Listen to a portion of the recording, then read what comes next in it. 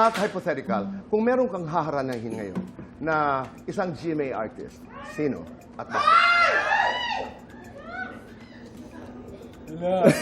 Sige nga. Hypothetical lang naman ito. Tayo-tayo lang. Okay, kung meron akong haranahin ngayon, Oo. siguro ayokong mag-cause ng away. Ito naman, hypothetical po, naitanong ko lamang po. Oo. Siguro si Crystal Paras. Kasi very, very comfortable ako sa kanya dahil nagtambalan kami sa Voltes 5 before. Oo. And palagi kami nagja-jamming dati. So siguro kung... May haranahin ka siya. Yes. Oo. Pero may nais ka bang haranahin ngayon sa buhay mo? Meron bang nagpapangiti sa iyo? Meron bang nagbibigay saya sa iyo, Matt?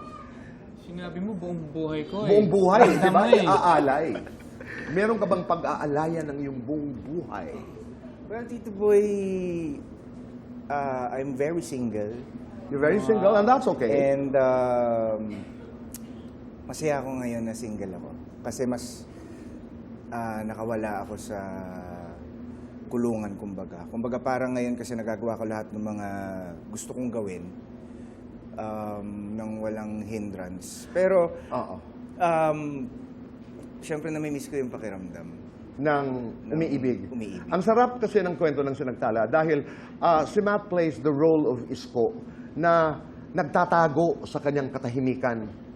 Oo, hindi naglalabas ng kanyang kwento, pero lahat ng kanyang his story, di ba? You're trapped in your own silence. Sabi nga ng mga material. And that's interesting. Kung may makakasama ka doon sa katahimikan na yon, pangalan halimbawa ng babae, kung bubuksan namin ngayon ang puso mo at ang katahimikan na yon, anong pangalan ng babae ang aming makikita? Daniela. Daniela.